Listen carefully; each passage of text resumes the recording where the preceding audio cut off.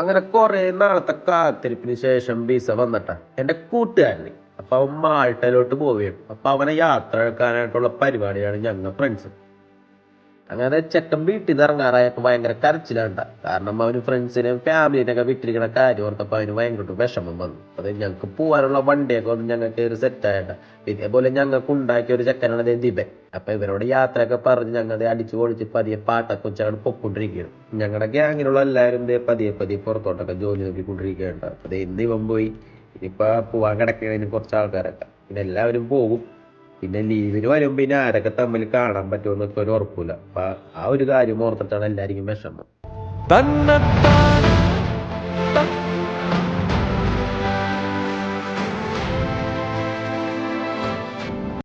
എല്ലാവരുടെ അടുത്ത് യാത്ര പറഞ്ഞ് ഞങ്ങളുടെ ചെക്കൻ്റെ പുതിയൊരു ജീവിതം തുടങ്ങാൻ പോയിരുന്നു. ഞാനൊരു പ്രവാസിയാവാൻ പോവുകയാണ്.